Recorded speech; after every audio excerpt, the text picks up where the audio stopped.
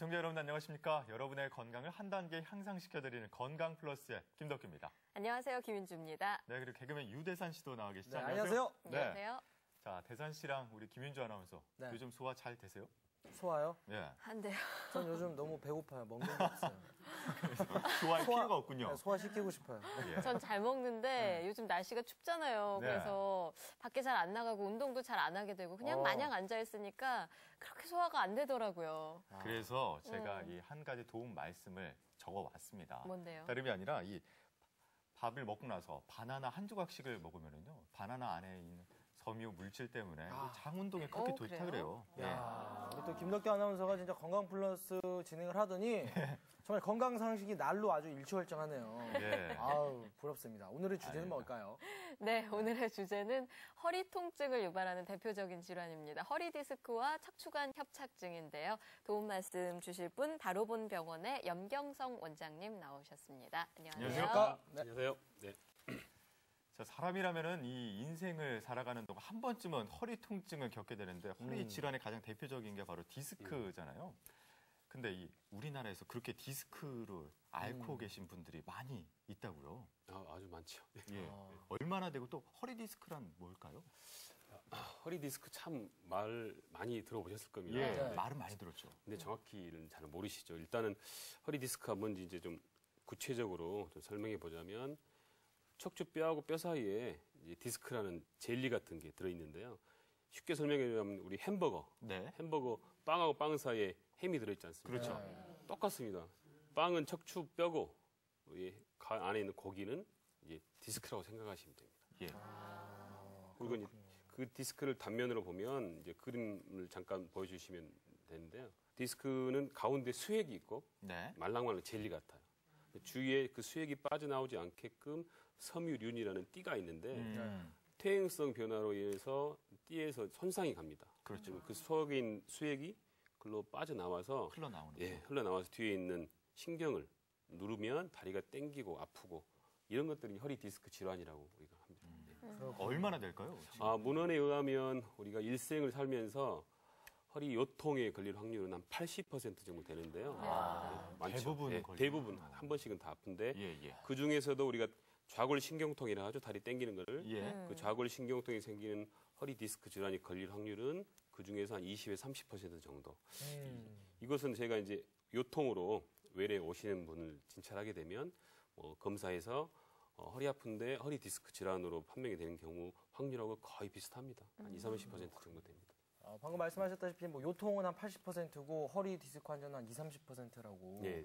특히 요즘에는 뭐 앞집 건너 앞집에 두 분의 허리 디스크 환자 있을 정도로 굉장히 허리 통증 호소하는 분이 많거든요. 예. 이 허리 디스크가 이렇게 자꾸 환자가 많아지는 이유가 뭘까요? 허리 디스크는 원래 네. 근본적인 원인이 퇴행성 변화입니다. 퇴행성. 퇴행성 변화 참 너무 어려운 말이지 않습니까? 그렇죠. 네. 많은 퇴행성인데 뭐가 퇴행성 변화일까? 자, 우리가 퇴행성 변화 쉽게 알려면 예. 우리 이제 수분 우리 디스크가 80%가 수분이거든요. 근데 수분이 빠져나가는 것이 퇴행성 변화입니다. 예. 우리 김윤주 아나운서 젊고 예쁘신 분들은 네. 수분이 탄력적이지 않습니까? 수분이 많기 때문에. 수분이 철철 넘쳐 네, 흐르죠. 수분이 많기 네. 때문에 피부도 탱탱하고 윤기 있고 하는데 네. 우리가 누구나 다 나이가 들어가시면 수분이 빠져요, 몸에. 그게 퇴행성 변화인데 윤기도 빠지고 피부도 푸석푸석해지고 똑같은 거로 생각하시면 됩니다. 디스크도 이렇게 수분이 빠져나가면 디스크에 잘 걸리고 여기에 우리가 이제 뭐 어떤 무거운 물건을 들어 올린다거나 네. 또 잘못된 자세로 뭐 TV 같은 거 본다거나 또 흡연이 디스크에 직접적으로 퇴행성 변화를 가속화시킵니다. 흡연이요? 예. 담배는 꼭 끊으셔야 돼요. 음주, 흡연 이런 것들. 예, 그렇죠. 음주는 뭐 직접적인 원인은 아니지만 네. 흡연은 더 큰. 물원에서 직접적으로 디스크에 혈액순환 장애를 일으켜서 퇴행성 변화를 가속화시킨다고 되어 있습니다. 저는 담배 끊으세요. 아니, 오해하십니다. 저 담배 안 피웁니다. 아니, 그러면은 저는 진짜 이렇게 피부 겉만 굉장히 수분이 촉촉해야 된다. 네네. 피부만 생각을 했더니 우리 몸 안에 그 허리, 뼈, 그 안에 있는 수분도 정말 잘 관리를 해줘야 되겠네요. 그렇죠. 예. 촉촉하게 관리 잘하겠습니다. 네. 단순 요통인지 네네. 허리 디스크인지 이거 어떻게 구분할까요? 네. 가장 쉬운 방법은 예. 이제 반드시 누워보는 겁니다. 누워서 다른 예. 사람이 예. 자기 다리를 딱 들어 올려주는 거죠. 아, 다른 분이? 예, 자기가 다리 들어 올리면 안 되고요. 예. 다른 사람이 들어 올릴 때 디스크 환자들은 한 10도나 20도 올리면 다리가 당겨서 네. 그럽니다. 아, 더 이상 들어 올리지 예, 들어 올릴 수가 없는데 요통 환자들은 다리는 어느 정도 60도까지 올라갑니다. 예. 근데 두 다리를 올릴 때 오히려 다리를 내리면 예. 그 다리를 지탱해야 되기 때문에 허리가 아파요. 아, 네. 내릴 예, 때. 예. 단순 요통이라고 생각할 수 있고 또 단순 요통 환자는 되게 약 먹고 물리치료하고 하면 1, 2주 안에 다 금방 좋아지는데 낫죠. 음. 허리 디스크는 쉽게 좋아지지가 않습니다. 네. 그래서 또 아침에 일어나서 세수할 때 허리를 구부릴 수가 없어요. 허리가 너무 아파서. 예. 또 앉으면 다리가 땡기고. 그렇죠. 오히려 그래서 차라리 걸어 다니는 게 훨씬 편하다고. 그런 걸로 좀 구별할 수가 있죠. 예. 그 어떤 분들은 보면요, 뭐 허리가 아픈 게 아니고 다리가 아프다거나 엉덩이가 아파서 병원에 갔더니 허리 네, 디스크다라는 맞아요. 진단이 나온 네. 경우도 있대요. 네. 다른 부위는 왜 아픈 거예요? 일단은 이제 허리가 발전소입니다. 발전소. 아. 신경 발전소죠. 아. 그래서 거기가 발전소에서 고장이 나면 전기가 가정집에 안 들어오지 않습니까? 그렇죠, 그렇죠. 그러니까 우리가 다리가 땡겨서 오는 분들도 이 땡기는 증상이 있으면 허리로 우리가 판정을 하거든요. 예. 그래서 우리가 허리 디스크 있으면 다리가 땡기는데 대개 허리 디스크는 허리하고 다리가 같이 아픕니다. 같이 아픈데 젊으신 분들, 네. 퇴행성 변화가 적으신 분들, 근육이 좋으신 분들은 허리가 아프지 않고 엉치나 다리 다리만. 쪽만 땡기는 거예요. 근데 이게 신경 조직이기 때문에 예. 그 디스크가 신경을 눌러요. 그렇죠. 그래서 걔네들이 다 밑으로 내려가니까 다리, 엉치 여기가 아프게 된 거죠. 예. 다른 부위가 아프게 됩니다. 근데 이상하게 제 몸속에 있는 한전은 예. 그 발전소는 한전, 예, 예. 예, 예. 허리가 아프네요. 자꾸 저는 젊은데도 허리가 근력이 당겨서 그래요. 아이고. 딸려서. 운동을 하셔야 되는 거 아닌가요? 운동을 안 해서 아까도 그렇군요. 너무 네. 몸매가 좀 예. 날씬하셔가지고 근력이 좀 많이 없으시죠. 맨날 앉아서 예, 생활하다 앉아서 보니까 소화도 안 말만 되고. 해서. 아, 알겠습니다. 입에만 근력이 발달됐는데. 아니 그러면은 그 아까도 말씀하셨지만 그 요통이고 예, 예. 또 허리 디스크를 사실 이렇게 구분하기가 일반인은 쉽지가 않아요. 예, 예. 근데 이 요통인 줄 알고 허리 디스크를 오랫동안 이렇게 방치하는 경우에는 음, 큰 문제점이 좀 생길 것 같습니다. 그러죠. 네. 우리가 대부분 사람들이 좀 삐끗하게 되면 뭐 단순히 근육이 놀랬겠지 이렇게 하고 가는데 그렇죠. 우리가 이제 허리 디스크를 오래 가면 이제 신체적인 면과 정신적인 면을 다 같이 생각해봐야 되는데 예. 일단 아프니까 일상생활을 할 수가 없는 거예요. 네. 그러다 보면 직장에 나가서도 일도 안 되고 음. 이게 이제 악순환이 되다 보면 이제 우울증까지 오게 되는 거예요. 아. 삶의 질이 떨어져요. 맞습니다. 그래서 또 이제 이 허리 디스크가 오래되면 신경 세포가 죽어버려요. 너무 오래되면 다리가 마비가 오는 거예요. 그래서 넘어질 수도 있는 거고 크게 다칠 수도 있는 거고. 그래서 세포까지 죽고 이렇게 마비가 발가락이 잘 안 올라온다든가 하면 그때 와서 수술을 하더라도 이게 회복이 다 안 되거나 또 더디거나 영영 또 안 돌아올 수도 있습니다. 예, 예. 그럼 조심하세요. 디스크 말고 우리가 네. 흔하게 알 수 있는 또 오늘 이 말씀의 주제 중에 하나인 네네. 척추관 협착증에 대해서 이야기를 또 본격적으로 나눠봐야 될 텐데 네. 그 척추관 협착증은 무엇이고 이게 왜 발병하는 걸까요? 이 용어들이 정말 어렵습니다. 협착. 네. 예. 그러네요. 근데 협착하면 좀 좁다는 느낌이 들잖아요. 네. 일단은 그러면 이제 척추관 협착증. 관은 우리가 이제 파이프 같은 예. 관 통로잖아요. 그래서 그걸 연상해 보시고 우리 수도관에는 물이 흐르지 않습니까? 수도관. 네. 혈관에는 피가 흐릅니다. 네. 척추관에는 신경이 흐르죠. 신경. 근데 이런 것들이 어떤 퇴행성 변화에 와서 그 막히게 되면 협착이 되면 신경이 눌려서 다리가 저리고 아픈 것들을 척추관 협착증이라 합니다. 그림에서 보면 좀 그림 보시면 저렇게 노란 게 지금 예, 예. 신경인데요. 그 뒤쪽 보면 좀 좁아진 부분이 있지 않습니까? 예, 예. 앞에서는 디스크가 누르고 예. 뼈가 뒤에서는 인대가 누르고 해서 길이 꼬불꼬불해집니다. 네. 또 오른쪽 그림 보시면 앞쪽이 하얀 게 디스크인데 그 디스크가 밀고 나오고 뒤에서는 인대나 뼈가 길어 나오고 그러니까 360도로 신경이 눌린 거죠. 엄청난 고통이 그게 따르겠네요. 척추관 협착증. 아. 그래서 우리가 젊었을 때는 50평 집에 살다가 나이 들어가서 한 19평짜리 가면 얼마나 답답하겠어요. 그렇죠. 그런 것들을 생각하시면 아 척추관 협착증이 무엇이다 하고 좀 쉽게 이해가 될 거라고 네. 생각합니다. 척추관 협착증이 퇴행성 질환이 맞나요? 당연하죠. 퇴행성. 근데 디스크 같은 경우는 요즘에는 젊은 사람들도 참 많이 앓고 있는 질환이잖아요. 네네. 척추관 협착증은 퇴행성 질환이면 젊은 사람들은 좀 안심해도 되는 건가요? 아닙니다. 젊은 사람도 물론 척추관 협착증이 어떤 걸리려면 세월이 필요합니다. 그래서 네. 뭐 중년 이상의 노년층에 좀 많이 오지만 가끔씩은 선천적으로 아이고. 좁게 태어난 분들이 꽤 많아요. 예. 그런 분들은 30대 때 부터 척추관 이제 협착증이 올 수 있습니다. 그래서 우리 일례로 쉽게 설명하자면 예. 보통 사람들이 8차선 정도 큰 도로로 척추관이 태어났어요. 그렇죠. 근데 그런 사람들은 한 5차선 정도 태어난단 말이에요. 어. 그래서 20대까지 괜찮다가 30대부터 퇴행성이 되기 시작하면 8차선인 분들은 3차선 줄어도 5차선이 남지 않습니까? 네. 그렇죠.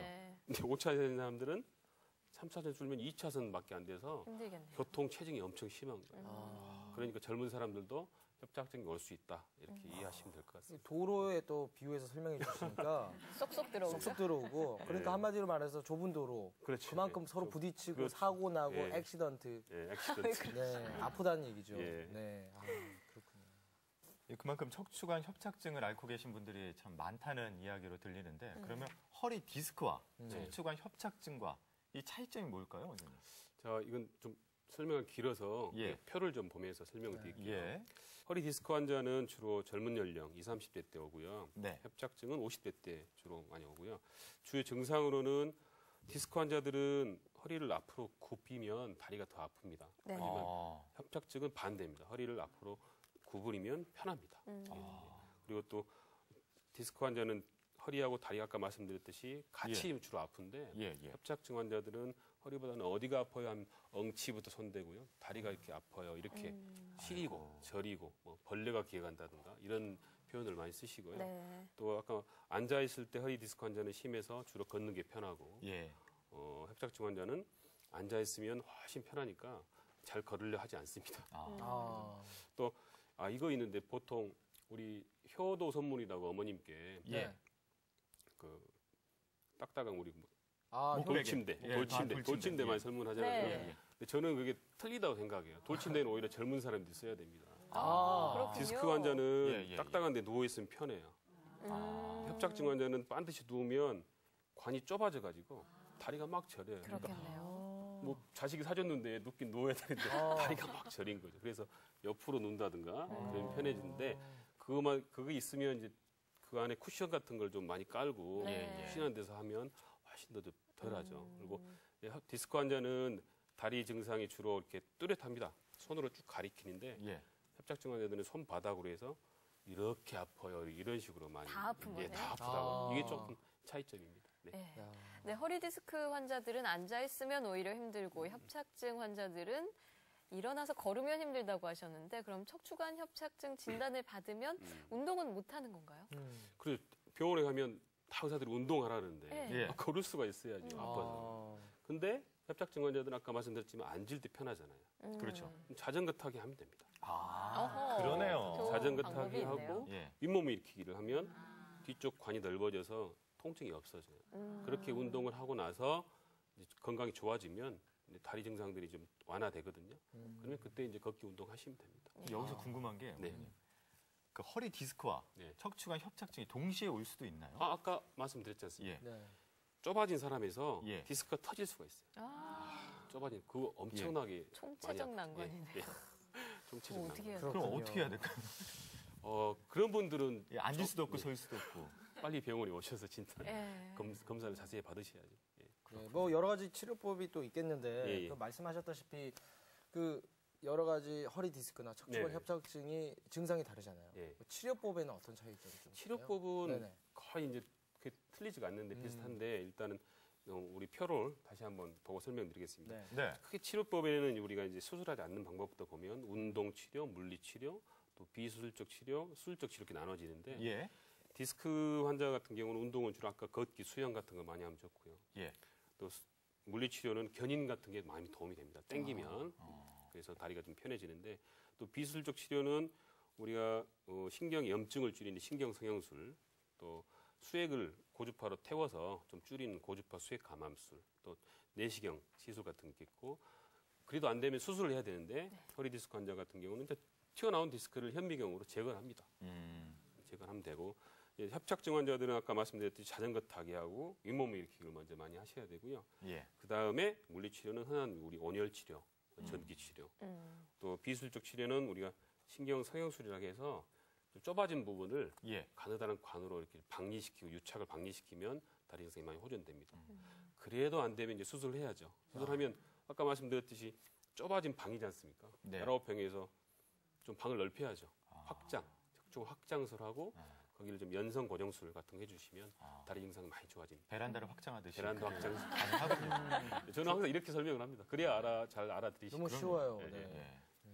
그런데 이 허리 디스크나 척추관 협착증은 이 비수술적 치료를 해서 예. 회복한 사례가 궁금하거든요. 사례 많이 있죠. 예. 우리 이제 그림 보시면 저 환자분은 17세 남자 환자였는데요. 예. 오자마자 허리가 저렇게 왼쪽 그림처럼 틀어져서 왔습니다. 아유, 많이 다리를 들어졌네요. 딱 다리를 잡고 예. 아프면서 왼쪽 다리가 땡겨요. 오른쪽으로 틀어졌는데 그래서 이제 우리 허리를 펼 수 없을 정도로 아팠는데 이분은 허리 내시경을 넣어서 그 튀어나온 디스크를 좀 태워 기화시켜서 없애었어요.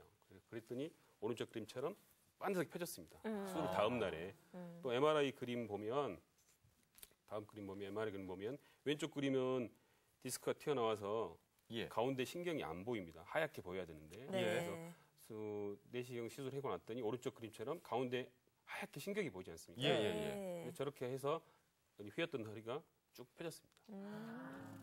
두 번째 협착증 환자분에서는 이분도 65세 여자분이었는데요. 100m도 못 가서 다리가 땡겨서 아이고. 100m를 많이 못 갑니다. 일상생활을 전혀 못 하시는군요. 예. 그래서 오셨는데 이분은 이제 협착증 정도가 아주 심하지는 않으셔서 수술까지는 안 가고요. 일단 경막에 신경 성형술을 했는데 다음 그림 보시면 엑스레이 보시면 예. 유착을 왼쪽 그림 보면 우리 조영제를 써서 쫙 쏴봤는데 막혀서 올라가지 않습니다. 네. 까만 조영제가. 근데 우리 유착 박리를 하고 나니까 위로 오른쪽 그림처럼 까만 조영제가 쭉 위로 올라가서 다리 통증이 많이 해소된 경우입니다. 네. 이런 말씀해주신 척추 내시경이나 신경 성형술은 그러니까 수술을 하지 않고 치료하는 방법이잖아요. 네네. 혹시 일시적으로만 좋아지는 거 아닐까 싶기도 한데 아닐까요? 일시적으로 좋아지기도 하고요. 또뭐 영구적으로 많이 좋아지기도 하는데 일단 이 척추 내시경이나 신경 성형술의 가장 큰 장점은 예.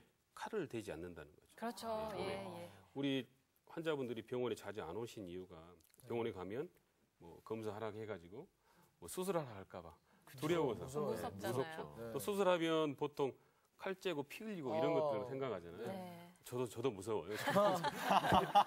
그렇군요. 우리 일반 사람들은 얼마나 두렵겠습니까? 네. 근데 이 비술적 치료라는 것은 칼을 대지 않기 때문에 또 정상 근육을 손상은 안 시키니까 훨씬 환자분의 두려움에서 해소될 수도 있고 또 이런 것들이 또 영구적이라고 우리가 또 일시적으로 올 수도 있지만 염증은 근본적인 원인 염증을 비술적 치료로 제거하기 때문에 재활을 잘 하신다면 고통 없이 계속 생활할 수가 있는 거죠. 네. 아니 근데 말씀하셨다시피 이렇게 칼로 째고 피가 안 나고 그렇게 비수술적 치료하면 얼마나 좋겠습니다만은 그렇죠. 예. 그래도 또 이게 수술적 치료가 필요하신 분들도 또 있다고 얘기를 들었어요. 네. 어떤 분들이 또 이렇게 꼭 수술이 필요하신가요? 그렇죠. 네. 비술적 치료로 다 좋아지면 네. 얼마나 좋겠습니까? 그러니까.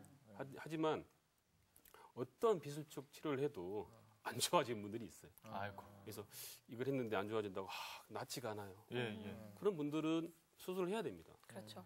계속 비술적 치료를 너무 고집하다 보면 다리가 이제 점점점 마비 같은 게 올 수 있고 그래서 처음부터 또 너무 심해서 마비가 오는 분들이 있어요. 그런 분들은 가다 넘어질 수도 있기 때문에 그런 분들은 증상에 맞게끔 수술적 치료를 하셔야 됩니다. 그러면 수술을 받고 나서는 조심해야 될 게 또 많겠죠. 그렇죠. 예. 수술을 하시면 일단 초기에는 염증이 안 생기게 항생제 치료를 잘 하셔야 되고요. 예. 퇴원 후에는 재발 안 되게 허리 근육 강화 훈련을 많이 하셔야 되는데 디스크 환자의 경우는 젊은 층에서 많거든요. 예. 그래서 수술하기 전에 극심하게 아팠던 것들이 쫙 없어지니까 가서 좀 무리를 합니다. 술도 마신 분들도 있고. 그래서 재발이 돼서 오신 분들이 있거든요. 그래서 꼭 의사하고 상의해서 재활 프로그램을 짜서 잘 재활을 하려면 힘써야지 재활이 안 됩니다. 또 궁금한 게 있습니다. 원장님. 네네.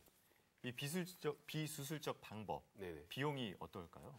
비용이 수술적 치료보다는 좀 저렴하긴 한데요. 예. 이런 경우가 있습니다. 비수술적 치료 요즘 유행이다시피 많이 그렇죠. 하는데 비수술적 치료를 수술을 해야 될 사람을 비수술적 치료를 너무 오래 하다 보면 수술비보다 더 많아지는 경우가 있어요. 아, 그럴 수 있겠네요. 그래서 이제 막상 저한테 올 경우에는 이제 너무 심해져서 오시는데 예. 수술 비용을 설명하게 되면 이제 그동안 돈을 너무 많이 쓰고 오셨기 때문에 네.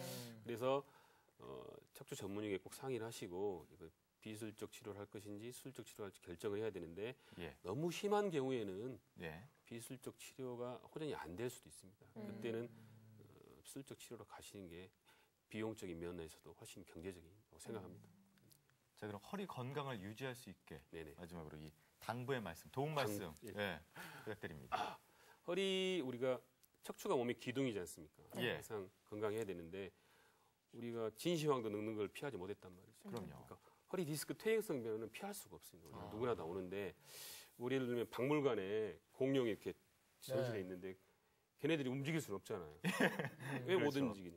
근육이 없기 때문에 움직일 수 없는 거예요. 근육이 있어야지 걔네들이 움직이는데 근육이 없기 때문에 가만히 서 있는 거예요. 그렇다면 우리가 여기서 힌트를 우리가 얻을 수 있는데 허리 근육을 튼튼히 하면 되겠지 않습니까? 네. 아. 그래서 디스크의 퇴행성 변화를 막을 수 없어도 허리 근육을 튼튼히 한다면 나이가 들어서도 이런 퇴행성 변화에 허리 질환이 걸리지 않고 잘 행복하게 살 수 있습니다. 자, 여러분 운동하셔야 됩니다. 운동합시다. 네, 운동의 고맙습니다. 네. 중요성을 강조해 주셨습니다. 오늘 허리 디스크와 척추관 협착증에 대해서 도움 말씀 주신 바로본 병원 염경성 원장님 고맙습니다. 감사합니다. 네, 함께해 감사합니다. 주신 유대산 씨도 고맙습니다. 감사합니다. 네. 자, 오늘 허리 질환에 대해서 이야기 나눠봤습니다. 허리, 우리가 일생 동안 사는 동안 한 번도 안 아플 수는 없잖아요. 근데 참 중요한 기관이잖아요. 예. 그런 만큼 더욱더 관심을 갖고 우리가 꾸준하게 내 허리 건강은 지금 괜찮나 이렇게 알아봐야 되는 네. 기울임이 필요할 것 같아요. 김덕기 아나운서도 운동 열심히 하시고요. 그러긴 힘들 것 같아요. 네, 저희는 다음 시간에 또 찾아뵙겠습니다. 고맙습니다.